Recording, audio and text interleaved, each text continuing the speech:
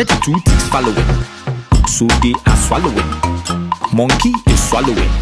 Snake self swallowing. Next, a swallow two will fly and come and swallow. You're ever swallow in a hollow gallow, making a whole lot of halabaloo. Jalikalu, we know say you chop the money some, so give me the loot. Do you really want a revolution or just your turn? Hello, everybody, and welcome to the Ake Festival 2020. We're living in interesting times with COVID, but also all of the amazing technology available to us to be able to actually talk to each other across time and space. My name is Jessica Horn, and this conversation is about decolonizing Africa on feminist time. We were due to be joined by 4 generations of incredible African feminists. Unfortunately, Zulaikha Patel isn't able to join us due to tech difficulties. However, we do have Bisi Adeleye-Fayemi, who's in Nigeria, Akosua Hanson, who is by the shores of the River Volta in Ghana, and myself, Jessica Horn. And I hope that you guys enjoy this conversation, engage, and that it really stimulates your creative political imaginations in thinking about time beyond the linear, and of course, time way far beyond the patriarchal. So a warm welcome to you too, my sisters. And this is an exciting conversation for me because I'd often thought a lot about the past. And over the past 6 or 7 years, actually, I've been doing quite a bit of work around building scenarios for feminist futures. And so this question of where time fits into our politics is really fascinating to me. Bisi, I've known you for a very long time, and I've always known you, of course, in a movement space, but also very much as a historian and someone who's keenly fascinated with African women's history and, you know, the kind of stories that we have, you know, from the past about, you know, our resistance. And Akosua, you are very contemporary, but you're also in the midst of writing an amazing graphic novel, Moon Girls, which is set in an African feminist future that is very much queer inclusive. And so in this conversation here, again, we're spanning lots of different times. So I'm really curious to hear from you as we begin to actually get a sense of your own conceptions of time. So I'll begin with Bisi. Thank you very much, Jessica. It's great to be here. I believe some people say time is always there. Time is not what moves. Time doesn't change. We are the ones who change. Over time, I have found myself occupying different kinds of spaces and using my voice in different ways. I've occupied platforms that are related to policy advocacy, movement building, resource mobilization, grassroots engagement, mentoring, and so on. And I've found that I have to figure out ways in which I can use my voice so that it's relevant to all these different kinds of spaces. And every time I think of time, I keep asking myself, what am I doing with my time? This space that I occupy, am I using my voice the right way? Am I using my voice in a way that wastes the space that I occupy? And sometimes I find myself consumed, maybe not obsessed, but consumed with the idea of trying to make sure that I use my voice in the right ways to get the right things done, particularly for our continent, Africa, and to ensure that the things I care about, women's agency, women's bodily integrity, the capacity of women for them to overcome all the obstacles that patriarchy places in their way, that I'm able to use my voice and the space I occupy to engage these things. And so those two concepts are important to me as time goes by, whether it's, you know, years ago when some of us were mobilizing around Beijing 25 years ago, or as we face a future that right now is pretty uncertain, but which I believe our voices and the spaces that we occupy are going to be extremely important. Thank you, Bisi. So that idea of time doesn't change, we change. Akosua, I'm curious to hear your vantage point as someone who writes from the future.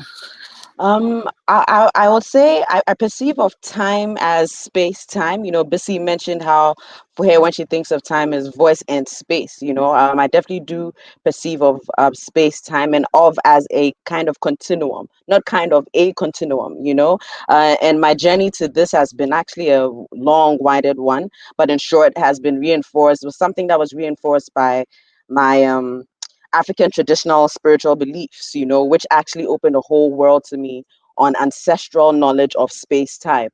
So this therefore defines my perception.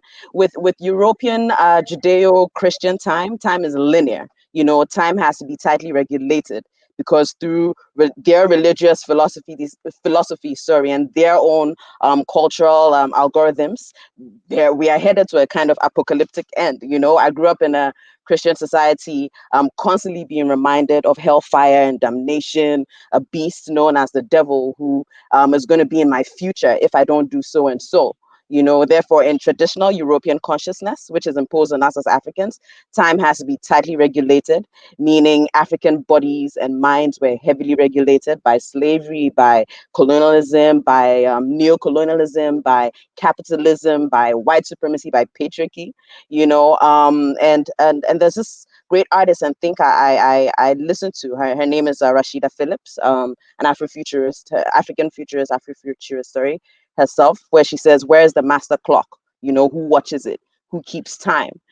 So this imposed perception of time as linear makes time predictable. It makes it controlled, but predictable for who?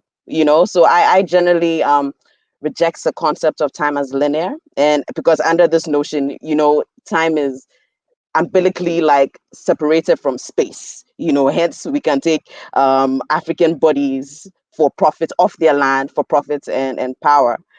So I definitely believe that if we do go back to, not even go back, because back is forward, is present, it's all of it, it's this delicious mesh happening at once, where African time as a continuum is concerned, right? It presents infinite possibilities of rearranging, redefining, reimagining, recalibrating events or experiences in this space. And essentially, that's what activists do. The feminist is actively recalibrating the algorithms of this patriarchal present space-time and creating new algorithms for a future. When I say future, I mean a present and a past at the same time, all happening at the same time.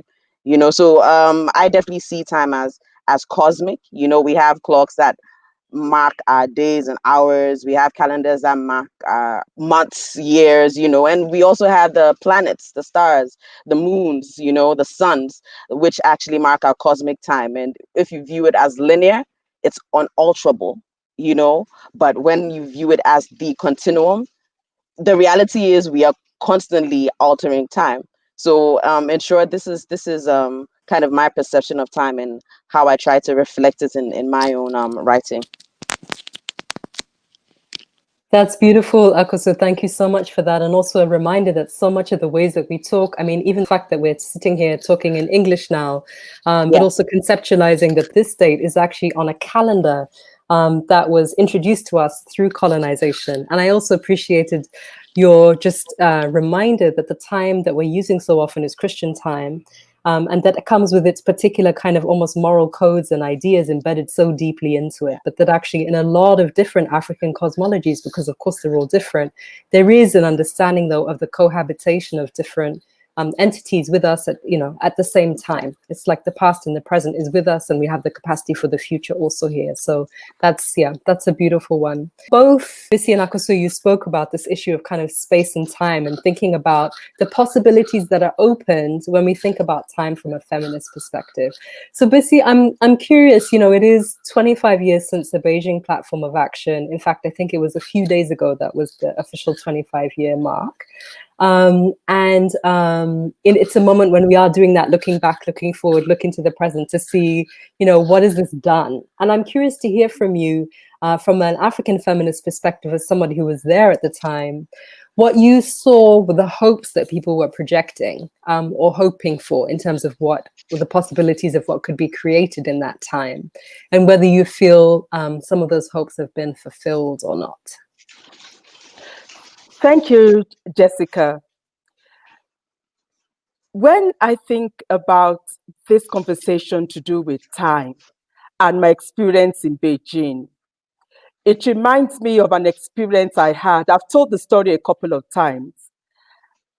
An experience I had the first day we got to Beijing. I was responsible for coordinating a delegation of 20 African women. Some were from the continent, and most of us were from different parts of Europe. So I was responsible for coordinating everyone to be part of the Beijing conference. Some of the women in the delegation were only going to be there for the NGO forum in Huairu. And some of us were going to be attending both the NGO forum as well as the official conference, which was going to be in Beijing itself. So the hotel we were staying in was in Beijing. So we got to the reception and I tried to explain to the first person who was attending to me that some women would be leaving and others would be joining. And these are the names of those who are staying. And these are the names of those who are going to join later. It was supposed to be a pretty straightforward conversation. It took from 11 a.m. in the morning when I arrived at reception till 4 p.m. Why is this? Every time I started the conversation, after a minute or so, the person I'm speaking to would say, wait a minute, as in wait a minute, and then call someone else. And then I would start the conversation all over again. And then I believe when the person's understanding of English was exhausted, they would tell me to wait a minute and then bring in yet another person. And so I find myself saying the same thing over and over again till they understood what I was talking about and I got everything done.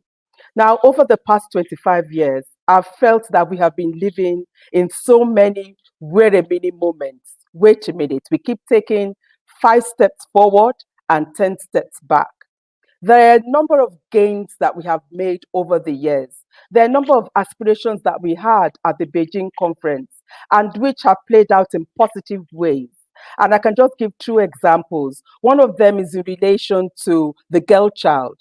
It was African feminist activists who insisted that the issue of the girl child should be added to the Beijing Platform for Action because we were concerned that a generation or 2 down the line, the rate at which things were going, we would end up with generations of girls who had not been educated, who didn't have opportunities, and would, of course, be dependent throughout their lives.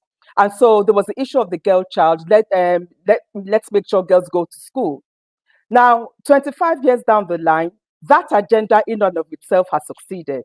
Because in many parts of the continent, in my country, Nigeria, for example, in southern Nigeria, the enrollment of girls in schools outnumbers that of boys in many instances. So that agenda succeeded.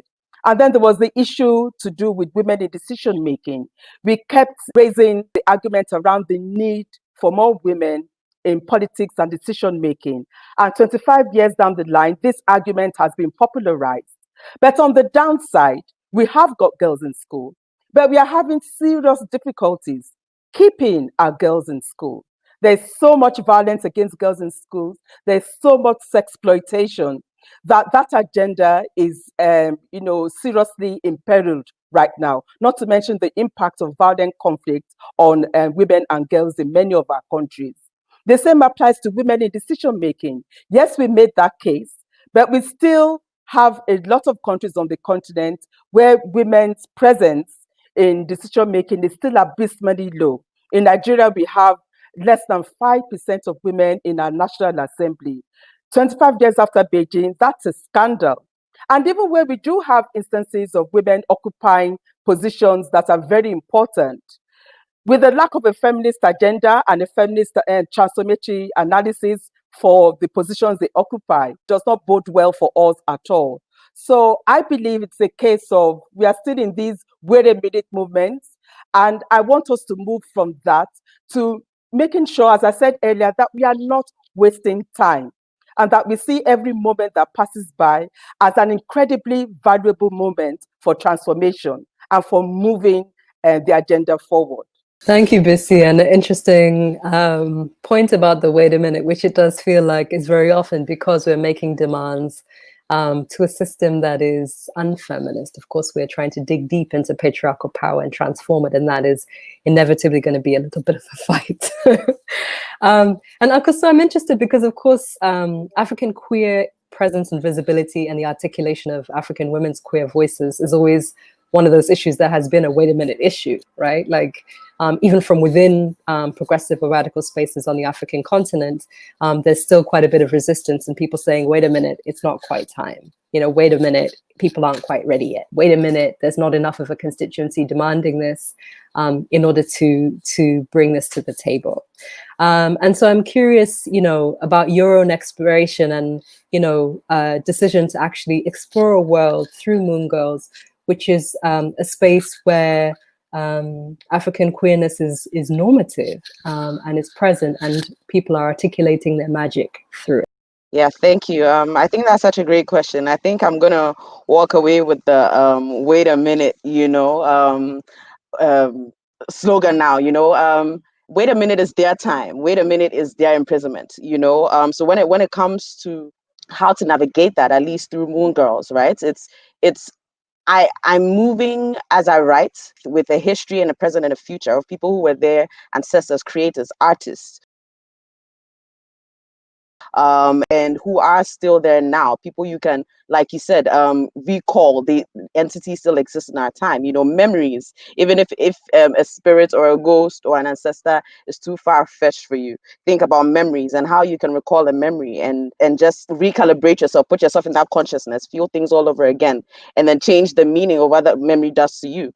How you can even bring a future to your present and recalibrate that and start to walk or talk or move in the acting, that is a future recall. This is time travel we are talking about. And the great thing about writing Moon Girls has been that space to actually do that. If they are on wait a minute time, I'm on a definitely African continuum time, where we are recalibrating by bringing back literature, bringing back history, bringing back the fantasy, the folklore, the symbology, because creating Moon Girls and being able to center queer stories, center queer leads in a pop culture canon that's obviously infatuated with a man superhero, who saves the world.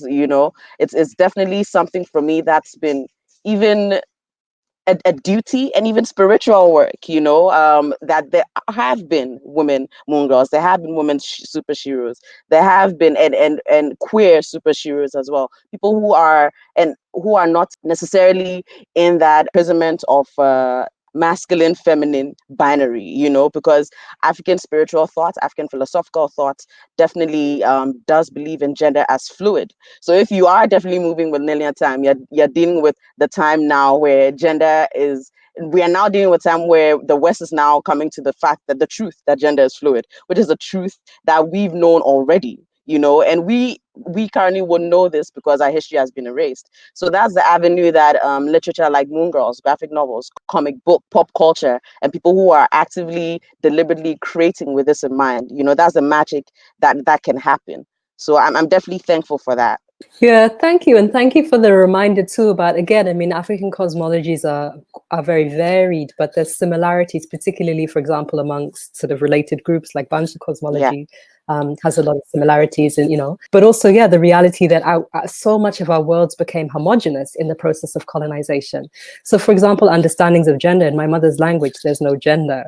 I mean, to the point that actually when she calls men, and she often confuses she and he in English, because if she's translating from the way she thinks, actually it ends up being, there isn't a binary in that way. I also have heard stories from older women about kind of traditional mythologies about people who change gender, in different ways. And so it's a fascinating opportunity that's almost opened up when we think about time. I'd like to thank both of you and, Aki, for this conversation, because I think we're kind of in the process now of really unpeeling and seeing the possibility that's created when we kind of free up our sense of time.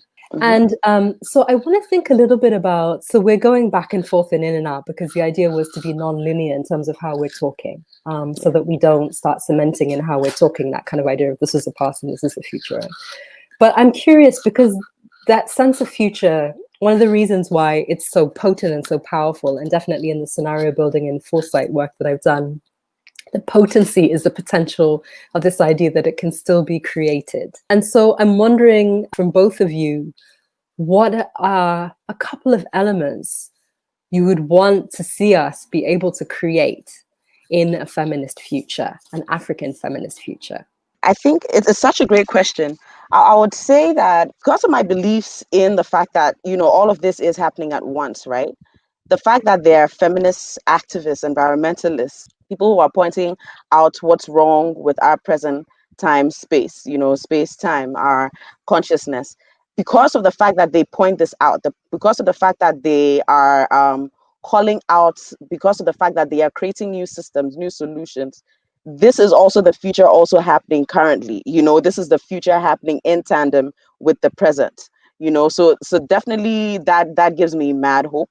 So if I'm going to maybe streamline to maybe things I want to see in an African feminist future, present, past, mesh happening at the same time, is definitely one, mastery of self. When I say mastery of self, take it in the enormity of what that means, because we as activists are the tool in this process of decolonization, therefore you should be your life's work. When I say you, it's not a one-dimensional, one being focused on just individual self, but also studying all other beings who came before and also are in your present time and future time. I keep doing this as though it's a linear thing because of the, colonization. But yeah, I mean, you know what I mean, right?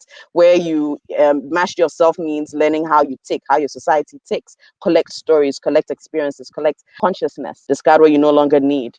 That is something if every human being is deliberately connected or committed to doing, I definitely see the world being a much different, much more faster evolving into progression or that into a utopia, if it exists, that we want. Another thing I would like to see in an African feminist future is love, lots and lots of love. I know this may sound cheesy, but I mean, the work that is being done by activists all over the world, by feminists, by the mass of human beings who are calling out for progressive change, is highly frictional work. It's yeah, definitely it's going to bring, it's a mass of conflicting energies. There's definitely going to be contrast because it's through contrast that change is born, and it's inevitable. And because of this inevitability, we definitely do need love in the process, because love just lubricates all the spaces, softens the sharpest edges. It makes also for real, sustainable, long-lasting change, allows for empathy, allows you to learn from your mistakes, accept your mistakes, change. So love is also a thing. And then the final thing I'd like to see in an African feminist future is redefining our time the African way. Once again, I'll mention Rashida Phillips, who controls the past, controls the future, who controls the present, controls the past. There's the African proverb, unto the lions have their own historians, the history of the ant will always glorify the hunter. So see this work as not to an end destination, but as continuous. So when we say a feminist future, is not something where it just ends, we get this and it ends. It's a continuum. It's a continuous journey of recalibrating our times and always evolving into more progressive realities. And as you see, I mean, we had people who've been in the feminist movement years before I was born. And I'm currently doing this work now. There'll be more after me because we just keep changing and evolving, trying to make our world a better place. So it's a forever evolution. So having the perspective that this is not an end destination, but a continuous journey is something I would hope we would have in our present time future, and that way we can pace ourselves, do the best we can, allow for our mistakes, rest when we need to rest, build when we need to build, and also protect our energy, because that is also the space for warfare. So we're just going to turn to Bisi, and then Zulaikha, I'm going to ask you the same question, which is really just, this question of if we're imagining feminist futures as African feminists, what are some of the things we would like to see in them? But I'll go to Bisi first, and then Zulaikha will go to you. Thank you, Jessica. Well, for me, that's both an easy one and a hard one as well. 25 years ago, I envisioned the future, a future where African women would not be abused anymore, where there will be no conflicts, where there will be no refugees running from one place to the other, where where we won't have little girls who we are chopping up into little bits and pieces because we want to preserve our so-called cultures and traditions. 25 years down the line, this is where we are. And so I believe that, again, going back to the issue of time being where it is, just there, time, but we moving through it with our different voices and the spaces that we occupy. I have learned a number of things along the way over the past 25 years. So if I were to project further down the line for another 20 to 25 years, I certainly do not want to be having conversations around gender-based violence, violations of women's bodies, or the disrespect we have at even within the institutionalized disrespect for women's bodily integrity. I don't want to see that 25 years down the line. I'd like to see women with more power to have a say in the decisions that affect their lives and their communities. I would like women to have the power to control the resources of their communities and their countries, our natural resources, which keep being siphoned away, abused, and misused. And I would like to see that everyone has a voice. Everyone who matters has a voice. And not what we have now with all animals being equal, but some are more equal than others. Another important thing I would like to see is that we have memory. Women particularly should be remembered, particularly women who live on the margins. And I'll give you a quick story to illustrate that. Sometime last year, a team from my office went to do a registration exercise for some elderly people across our state, but there was this particular community where they went to do the registration exercise. There was this old woman whose name was on the list. She was not present. So people around said, you need to go to her house because she's quite old and she might be too frail to go out. So my team went to see her at home. They knocked on the door for almost 15 minutes before she could open the door. The conditions under which they found this woman living, not even a pig should be living in those kinds of circumstances. And this woman, from the calculations that were done around her age, she was at least 110 years old. All her 3 children had predeceased her. She did not have any children. She didn't have any grandchildren. She was living on her own. And people in the community had started to call her a witch. So she was literally left alone to her own devices, living under those conditions. So we set about trying to make life better for her. And she lived the rest of her days, which was like 9 months after that time. She lived the rest of her days in peace and with dignity. Now, when we were she passed away in January. When we were about to bury her, there was something I found out that shocked me. There was no photograph of this woman anywhere. No one in her immediate or extended family could produce one image of this woman.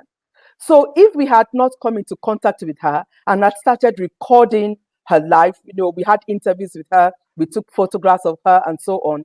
If we had not started doing that, this woman would have died. There would have been no record of her. She would have been buried like a dog the next day, and that would have been it.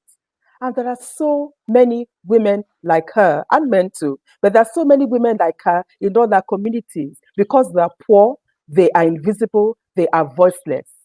I would like to see a future that recognizes the humanity in everyone. And as Akosua said earlier, the understanding that everyone is entitled to love.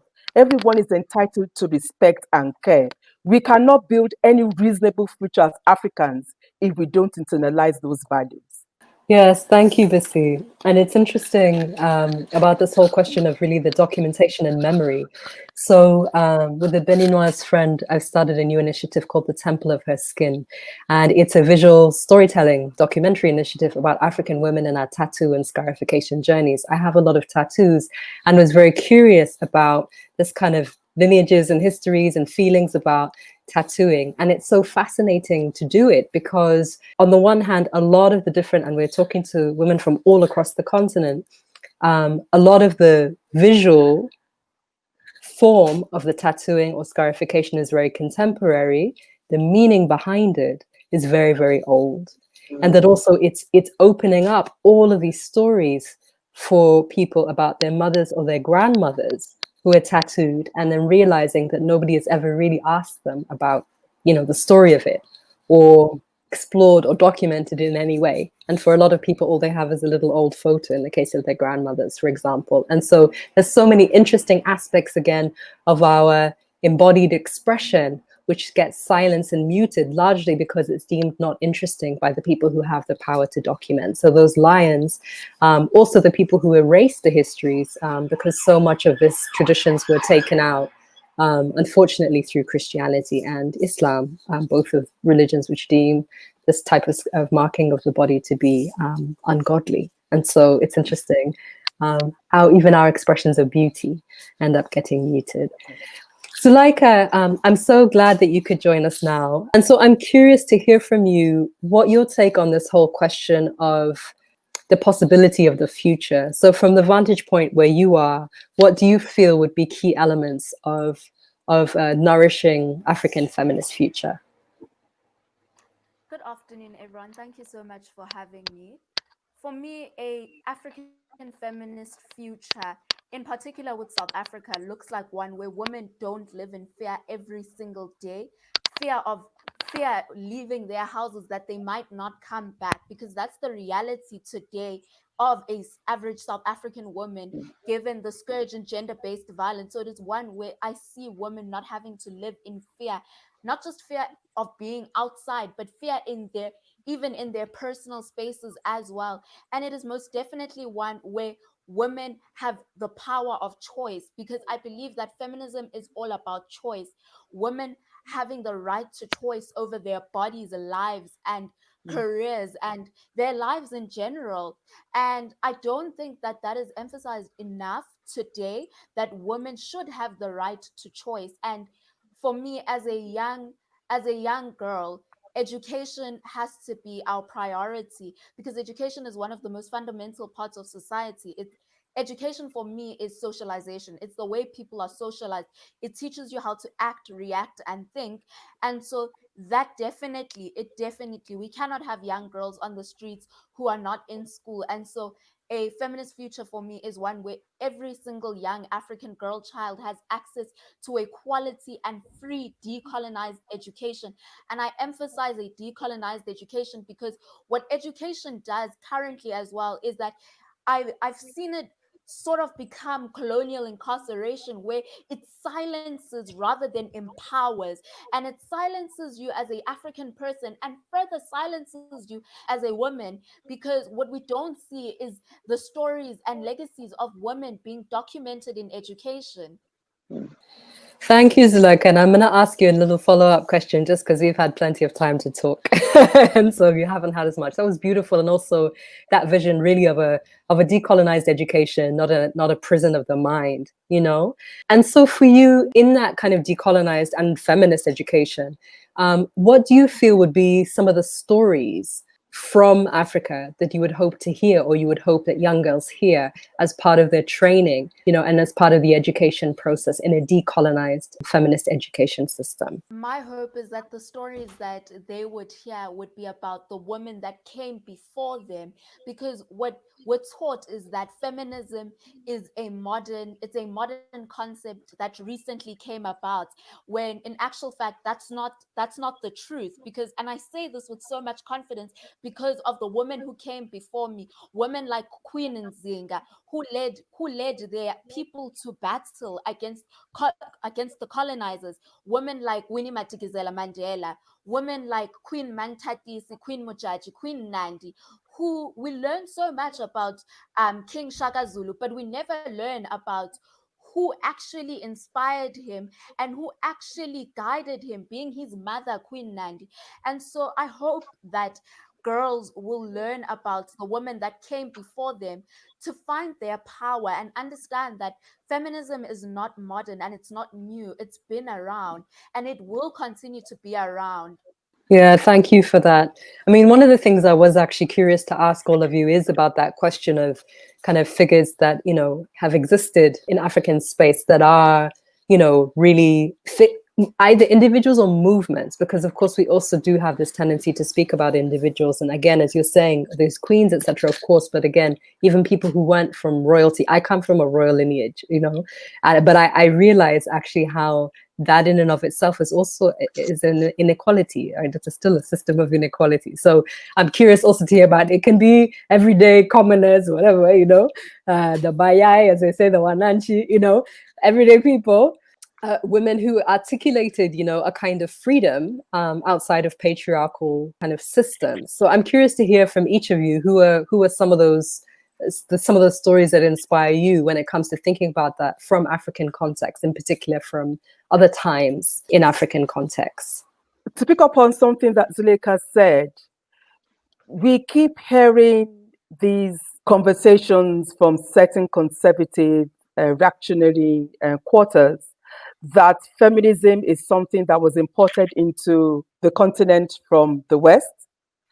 And it never ceases to amaze me from the many years I have been engaging on these issues, whether in London, where I was based for a long time, or in Accra, or back home in Nigeria. People seem to be at home with making those claims and, having that conversation. And as we said in the African Feminist Charter, which I helped draft, it is a profound insult to all our feminist ancestors in Africa to say that feminism was imported into Africa.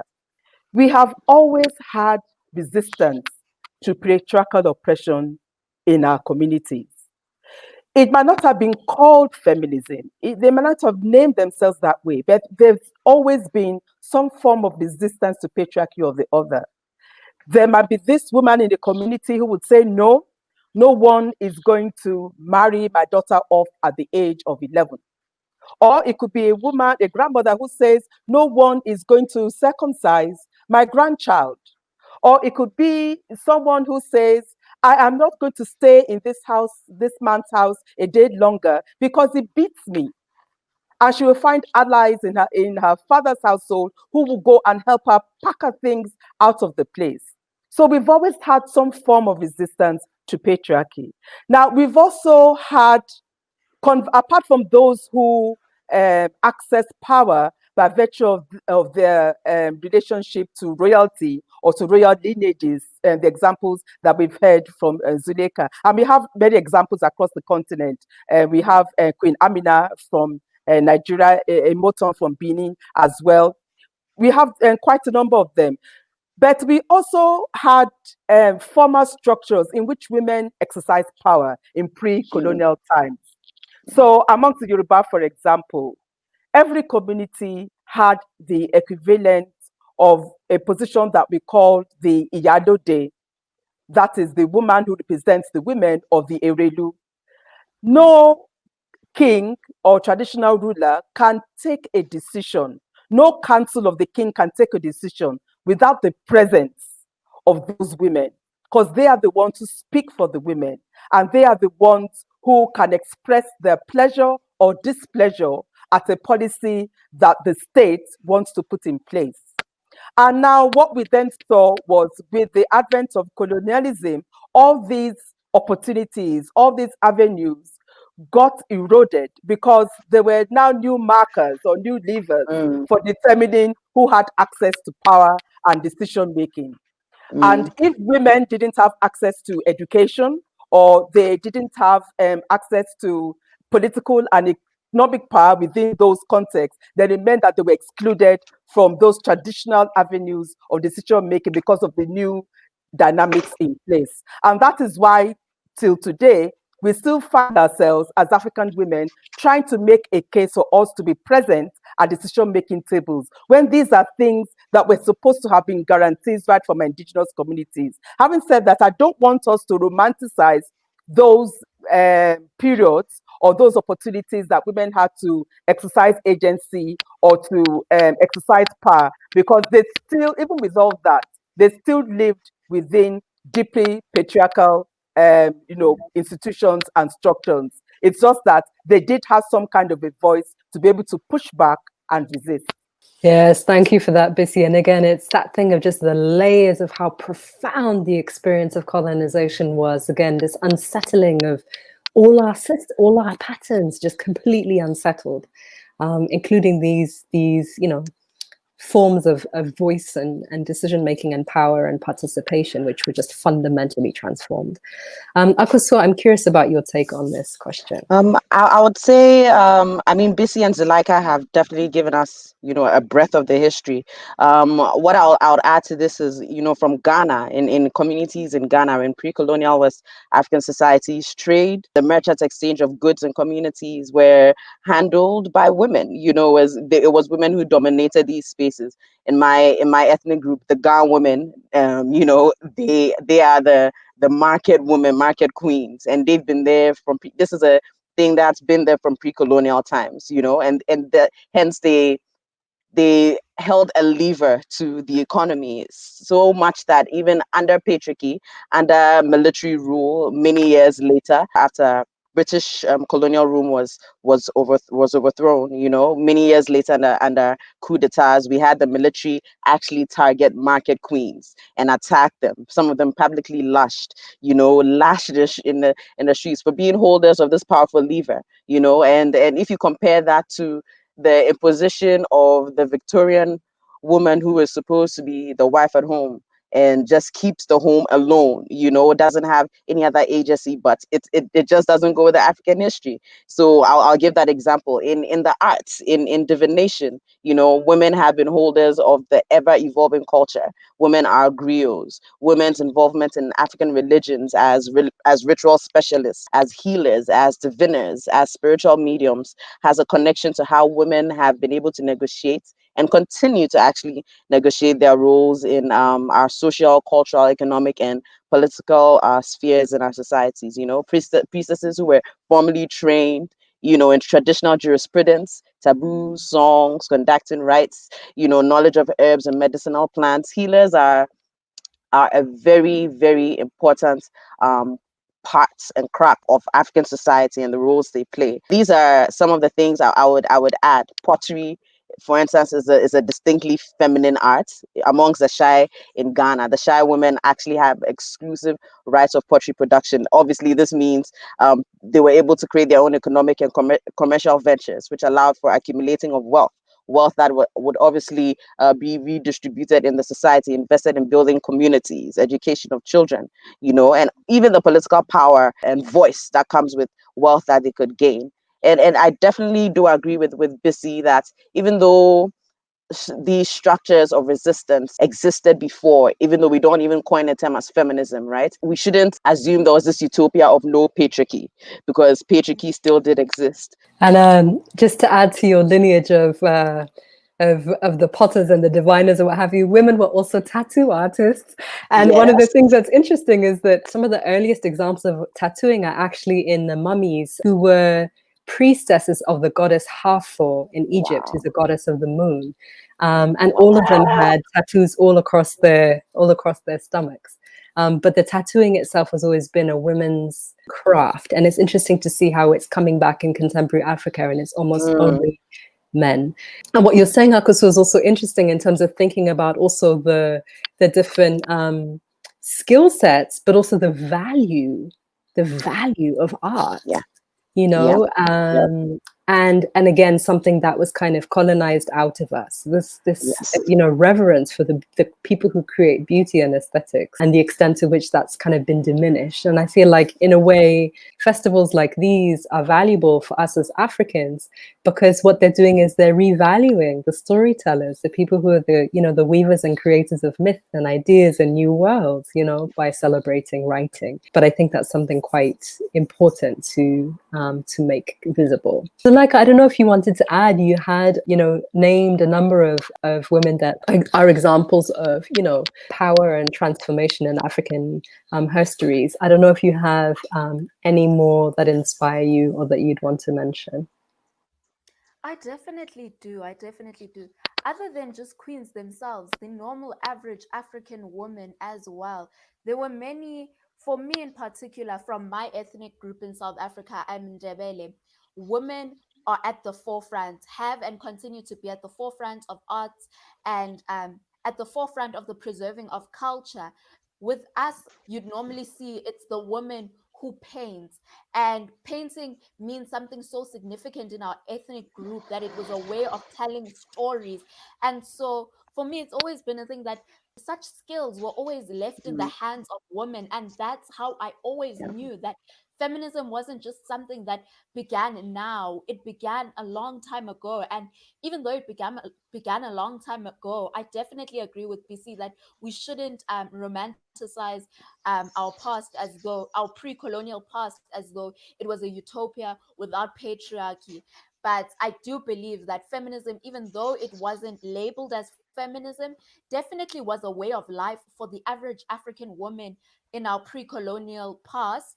And so for me, it's a continuous movement that continues to grow from generation to generation. And what we also see is that the different spirits of women who are feminist leaders continue to revisit us in each generation, all in the quest for the emancipation of women on our continent. And I say this because as much as we speak about commemorating the legacies of women, I believe that even in commemorating them and remembering them, we need to see and feel them amongst us because they are alive and they are around us. For example, women like Winnie Madikizela Mandela, women like Charlotte Maxeke, who was the first black woman to graduate with a BSc degree in Southern Africa, live amongst us and live in the women today who continue to use their voices to speak up against patriarchy and reject the status quo at all costs necessary. And so I believe that feminism is a continuous movement that is a way of life and has always been a way of life for the average African woman and will continue to be a way of life in each generation. Thank you, Zulaikha. And, you know, this is for me, it's such a delicious conversation because also, you know, part of the colonization was the erasure. And so part of the decolonization is the new learning. And I feel like every time I get into any space with other African women, I just learn so much, you know, about us, you know, new ways of seeing us, new stories about us, new fascinating realities. And so I just want to appreciate all of you for also really, I can see as part of your political investment, it's been a priority for you to dig that out, you know, and dig it up and find out, and you're sharing it. And so for me, you know, in the more poetic notion of the griot or griot, you know, I feel like this is what we're doing together, is also retelling the stories of our people, but with a feminist eye. So I appreciate that. So what I wanted to do now was actually to hear from all of you and your stories. And I know that, you know, you have brief excerpts, all of you, right. And again, this is a festival. I'm going to be reading a short excerpt from chapter 4 of Moon Girls, which is titled Down the Rabbit Hole. So obviously, it contextualizes how you see where this is going to take you. All right. Did you ever hear the real story of Noah's Ark? No, Mommy. Tell me. Mame Wata had warned them of the sea's rage. No one listened but Noah, and only Noah heard, because she had trained her mind for centuries to be in tune with all the energies around her. Layer after layer, year after year, she slowly built her arc, ARC. It took every vibration she could master, MUSTER, and master, MASTER. At first, it seemed impossible, like everything does when we are at the beginning of our journeys. But with time, her pores began to open up to all the energies of the universe. It was a beautiful becoming. Piece by piece, in continuum, she created till she found alignment. Some energies were as old as time herself. Those were the ones that tested her the most. They were too heavy to carry, till she learned to listen to time's secrets of mastering self. Then she began to expand wide enough to carry the older energies. It was a beautiful becoming. Listening, the act of choosing to be deliberate about hearing all the vibrations that are lined up just for you to activate them. And thus, Noah built her ark and held on as if her life depended on it. through the storm of an ending age. And in her arc, ARC, she found an arc, ARK, which carried her and all who held tightly to the connection of the continuum, into the magic of a new age and new gods. And so it was. The Moon Girl text of Timbuktu. So this is kind of like a reimagining of the story of Noah. As you can tell, I was heavily influenced by my Christian upbringing. And this was a story that did come to me in the writing of Moon Girls, how that spirit told me the story. I'm going to be reading from my latest book, a collection of essays called Where is Your Rapper? I decided to give the book that title because last year I gave a talk about the rapper based on an incident that happened in Uganda a couple of years ago when I was running the African Women's Leadership Institute. There was this woman who went into labor in the market and she didn't have time to get to a health facility. So the women in the marketplace brought out their kangas, their wrappers, and they surrounded her. And they protected her from prying eyes, while those who knew what to do helped her deliver her baby right there in the market. Now, those wrappers shielded her and protected, they gave her privacy. And to me, they symbolize solidarity, unity, dignity, and respect. All those values that are really important to us as a community of women. And so when I sent out that essay, it went all over the place and people were very excited about it. So I decided to name my next collection, my latest collection of essays, Where is Your Rapper, based on that essay, which is one of the essays in the book. Now, what I'm going to read is an excerpt from the introduction to the book, Where is Your Rapper? Every week, I write about social justice, leadership, feminist agency, community, relationships, current affairs, and the like. I suppose the common thread in all my writing is collective consciousness, action, and hope. I decided to call this volume of essays, Where is Your Rapper? Because we all need one, female and male alike, across generations and social classes. We all need protection from the vicissitudes of life. We need collective action, and we cannot afford to lose hope. Where one person's wrapper ends is where another begins. The texture, length, and width of our wrappers might differ, but we all need one and we all have one. Today, we can determine the kind of world we want to live in and want our descendants to inherit. The choices we make about how we treat one another, how we speak up against abuse and oppression, how we choose our leaders, and how we manage our resources will determine the future of our communities and the world as a whole. When faced with the enormity of the challenges that abound around us, we all wonder, what can I do? Or we think about the many years we have labored and we ask ourselves, what difference does this all make? As you read through the essays in this book, you will sense my struggles and unease, and sometimes despair, but always hope. I do not have the answers to many of the questions I ask, but I know that in collective thought and action, and with hope, there is enough wisdom to show the way. I choose not to waste time and space. I choose to work with others to expand their choices.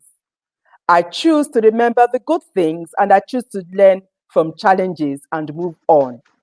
I choose and hope for a better future. And I plan to keep writing about it every step of the way. Thank you for that. I love this weaving. I love the weaving of the arcs and the cloth and the fabrics.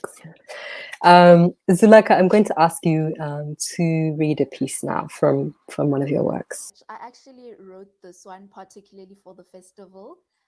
Okay, so think of a circular clock. Circles have no endings. Just like circles, feminist movements have no endings. Just like circles that revolve, Feminist movements revolve around Africa not wasting time in igniting the fire in women. Just like circles, feminist movements have no ending and are everlasting and continuous, and carry women from generation to generation to find their power and their voices. Just like circles, feminist movements have no endings. Just like circles, feminist movements have no ending. That's beautiful. And hey, guys, you're lucky because this is specially commissioned. So we're lucky to have that beautiful framing, of our politics as something with no end. So we are coming to the non-end of our conversation. It's not the end, it's just a pause, because of course we are always in this. This is what we do. This is what we do. But as we're coming to a pause in at least this conversation of today, I'm really curious to hear from each of you now, just kind of in reflection about this question of decolonizing Africa on feminist time. And what for you, it's almost like if you had a basket full of magical things, what for you would be the key forms of magic you would pull out to sustain these circles of feminist activism? So what would be the magical pieces that you'd pull out of this basket to sustain the circles of feminist activism? For me, I definitely think that what has sustained feminism for so long is the fact that women have collectively been resisting against patriarchy. And so definitely collective action is very important, and what brings us together, unity. And so I would definitely pull out unity. It's a very, very important tool in feminist movements. Oof. So magic, what a magic elements. I'm definitely going to throw in love in there. I'm definitely going to throw in music. Definitely going to throw in strength, protection of energy. Definitely going to throw in the ancestors, and the ancestors who are here going to become ancestors later. Definitely going to throw in their continuous wisdom and guidance. And love again. Love is all that magic. What magic would I like to pull out? I want to see a world in which African women are considered to be whole, complete, with power, with dignity, with education, with choices, and with the capacity to pass on the knowledge that they have to others, the capacity to hold up their wrappers in solidarity and in unity with other sisters, for them to be able to show the way for others that, a woman who has knowledge or a woman who has resources at her disposal is not a witch to be burnt at the stake. We are just simply enough because we are beautiful, we are wonderful, we have carried entire societies and communities in their wombs and on our backs and in our brains and with our hands. We have woven all kinds of things to ensure that our communities stand the test of time.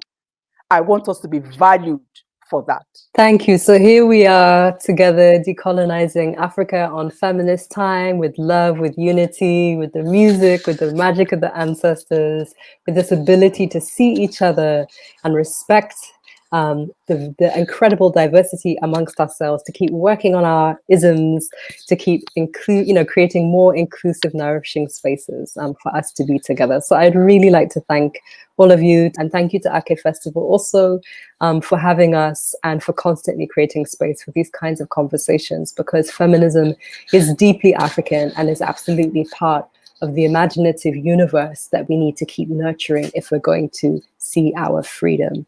So thank you to all of you, and have a beautiful rest of the day.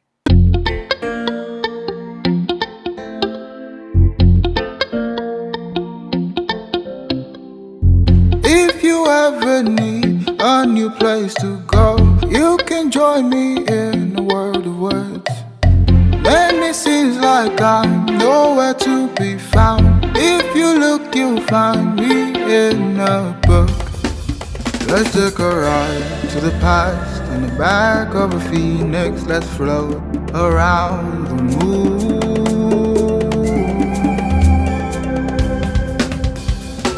You'll never be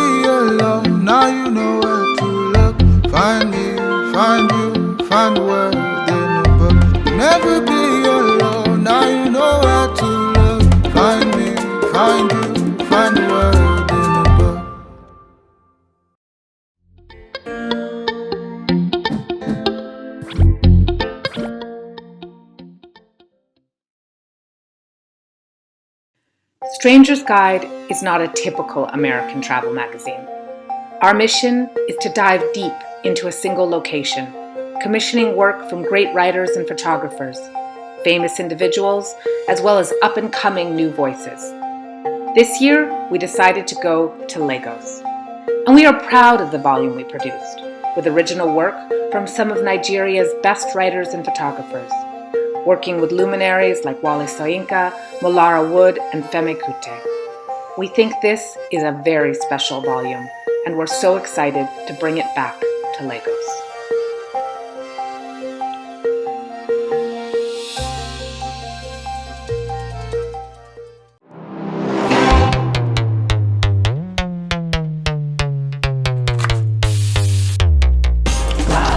Sticky, spicy, sweet.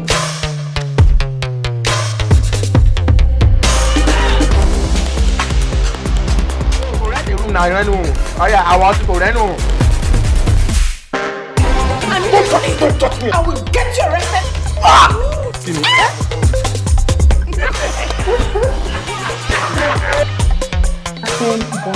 Very, very easy.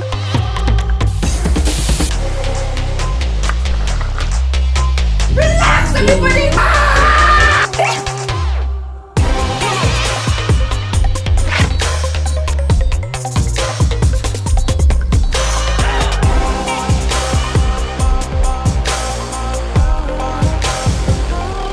He shot you.